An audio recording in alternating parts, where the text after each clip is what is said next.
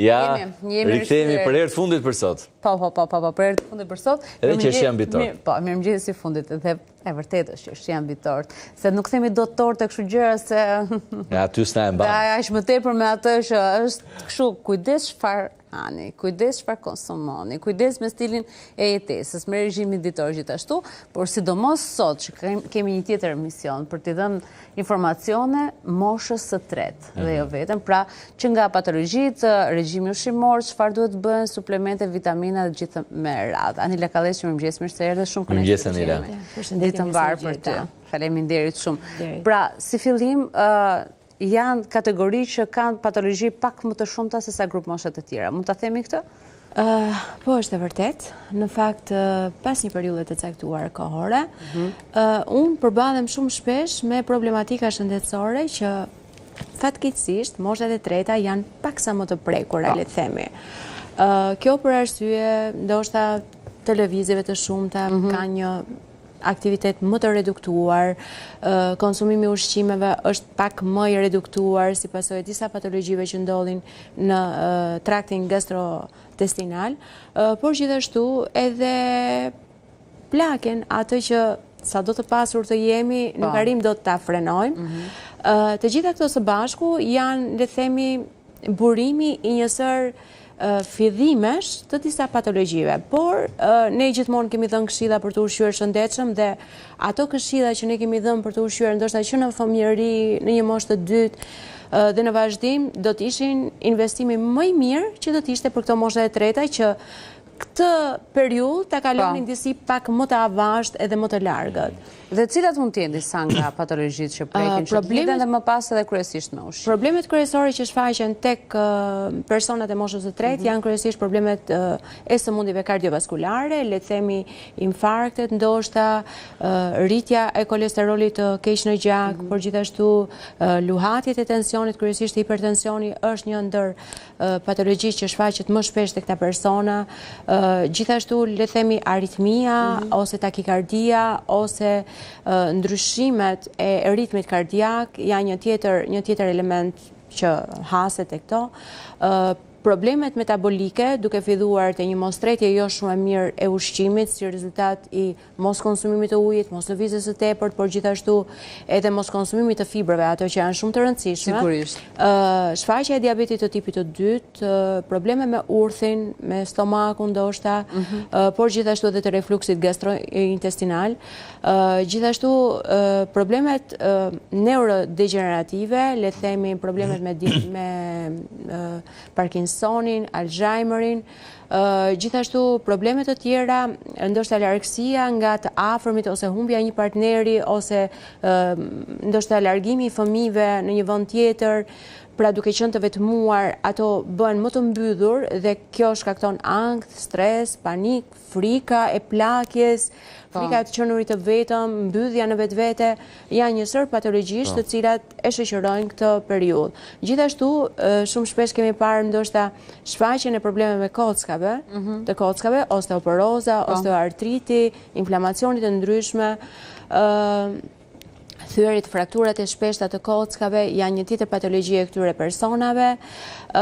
Kemi probleme me nuhatjen, me shqisat.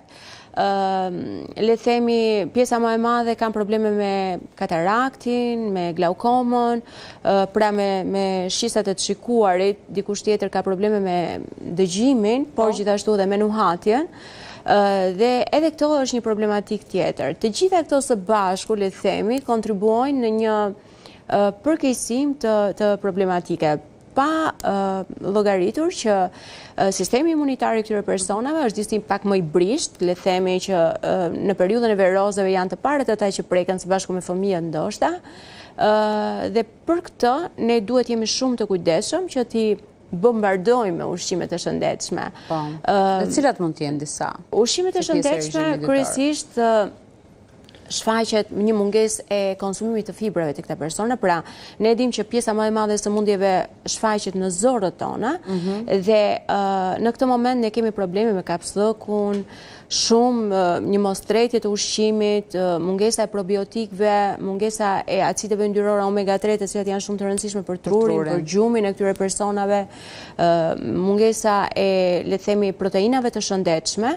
Pra, ka nga ato që preferojnë që të konsumojnë ndoshta ushqime të yndyrshme, por pjesa më e madhe e kësaj periudhe shoqërohet edhe me probleme të mëlçisë dhe të veshkave. Mund të kemi urinim të pavullnetshëm, por gjithashtu mund të kemi edhe mëlçi të dhjamosur ose cirrozë hepatike për ato persona të cilët kanë konsumuar vazhdimisht alkool gjatë një periudhe të caktuar. Kështu që kemi mungesë të vitaminës D shumë shpesh te këta persona dhe duhet suplementim në këtë rast.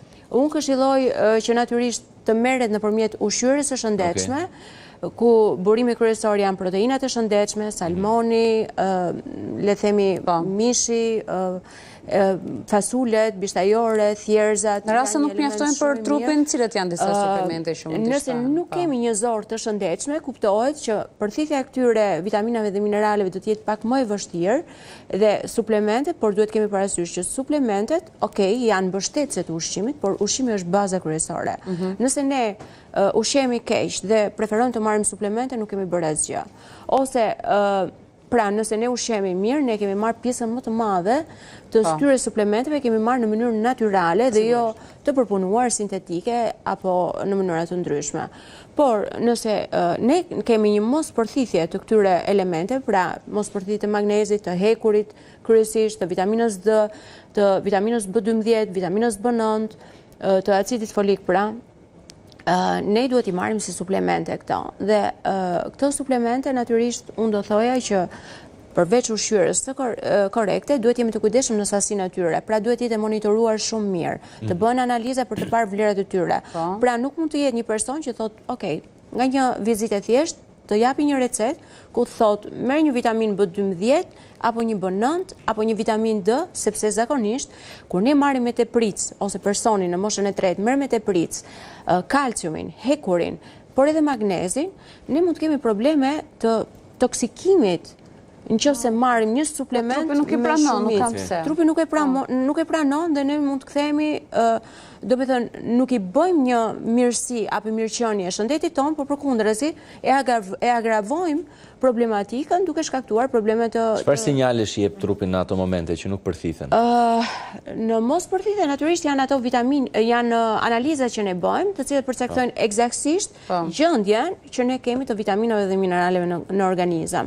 Dhe ne e dimë që tashmë mikroelementet janë shumë të rëndësishëm për njësër patologjish. Pra nëse kemi fraktura të ndryshme, nëse kemi osteoporozë, nëse kemi artrite, nëse kemi probleme me sistemin imunitar, kemi një vitamin D ndoshta në mungesë, nëse kemi apo zinkun me mungesë, nëse ne kemi një pagjumësi, mund të kemi një magnez në deficiencë, nëse kemi një, le të themi, probleme kardiake, mund të kemi mos ekuilibrim të mirë të lëngjeve në organizëm. Apo edhe ngërcet që prap lidhen me... Që mund t'jenë mungesa e magnezit ose e potasiumit në rastin e mos ekuilibrimit të mirë të lëngjeve kur kemi hipertension, për shembull. Dhe të gjitha këto duhet të jenë të monitoruara. Nuk mund të bëhen të shkosh në një dyqan ku ka suplemente dhe të mendosh që, unë jam në një moshë të tretë, moshët e treta kanë këto deficienca zakonisht, por mund të ketë persone që janë ushqyer shumë shëndetshëm dhe nuk kanë nevojë të marrin këto teprime kot më kot, aq më tepër që mund të jenë edhe sintetikisht të prodhuara, dhe për këtë monitorimi është gjëja më e mirë. Ndërkohë ka një mendim ose mentalitet regjimi mosha e tretë, pra e duan të kenë një regjim të caktuar, apo do vazhdojnë me dozat edhe të gjalpit, edhe të yndyrnës tek gjella, edhe të brumrave? Zakonisht, problemet me sëmundjet kardiake shoqërohen me një rritje të hiperkolesterolit, kështu që tek yndyra duhet jenë gjithmonë të shumë të kujdesshëm, të mos marrin yndyra të ngopura, por të konsumojnë yndyra të shëndetshme, të përfituara ndoshta nga salmoni, nga sardelet, por gjithashtu nga acidet yndyrore omega-3. Gjithashtu avokado është një element shumë i rëndësishëm, farrat e ndryshme, le të themi frutat e thata, por gjithmonë ti e di sasin, ta kam treguar gjithmonë se sa është sasia e ushqimit. Bëni dorën kështu grusht. Unë garantoj që Bora ka qenë shumë e kujdesshme në marrjen e këshillave, sepse e shikoj në Shtaxhani, nuk ka marrë pesh shumë. Nuk ka marrë shumë e rëndësishme. Që jemi shumë. Faleminderit shumë. Dhe ndërkohë kjo pjesa e sasisë për moshën e tretë, sepse ka një lloj neglizhence, jemi realist. Pra, gatuan në shtëpi, ndoshta për familjen ose për veten dhe thonë që mos e ta konsumojmë që mos e lëm këtë pjesën tjetër. Pra, sasia është ajo gjithmonë që ka rëndësi. Edhe nëse ti ha gjell, ha supë, ha mirë, në momentin që ti ha sasi, sërish prapë arrim në me kalimin e moshës, natyrisht metabolizmi është një ndër elementet që preket më shumë. Fillon të radhohet, e thash dhe më përpara, shoqërohet me kapsë, ka lëvizje më të avashtë të zorëve, si rezultat i mos konsumimit të fibrave, pra një ushqyerje jo shumë e shëndetshme. Zakonisht moshat e treta preferojnë që të ushqejnë në shtëpi, por në shtëpi, edhe pse gatuajnë anvisat, gjedrat e zakonshme të shtëpisë, ushqimet, perimet kryesisht e humbasin atë vlerën ushqyese, sidomos fibrat fillojnë të shkatërrohen dhe nuk është se merren në vlerë ushqyese shumë të madhe. Duke pasur predispozicion ndoshta për diabeto tipit të dytë ose sëmundje kardiake, përpiqen dhe të reduktojnë dhe sasinë e frutave, duke mos marrë sasinë e duhur të këtyre le themi fibrave. Unë do këshilloja atë ujin me farat kia do të ishte shumë e mirë për të marrë një sasi të konsiderueshme, të themi fibrave, ajo që shfaqet kryesisht është më e dukshme në moshën e treta. Edhe një pyetje të fundit, përsa i përket darkës, a duhet ta konsumojnë apo duhet ta heqin fare?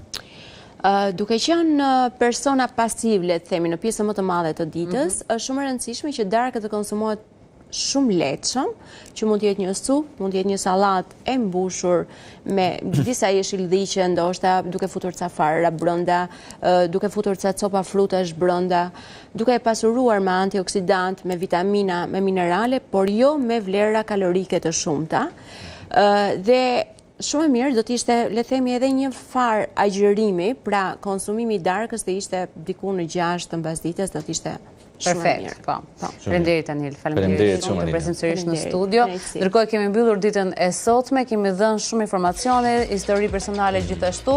Dim të themi që pasi një muaj sa më të mbar, nëse keni afër gjyshen, përshafoni, jepni atyre dashuri dhe sigurisht orientoheni për të qenë të shëndetshëm dhe patjetër, meqense jemi zyrtarisht në muajin tetor, kujdesuni për veten, shkoni, vizitoni. Tetori roz është muaj i sensibilizimit për kancerin e gjirit, ne do të flasim gjatë ditëve në vazhdim për të gjitha rastet dhe për gjithë muajin sensibilizues. Muaj të mbar për gjithë ju dhe mos harroni që ndroni në A2 CNN me ne të shiheni nesër sërish në orën 7. Po, pafshim.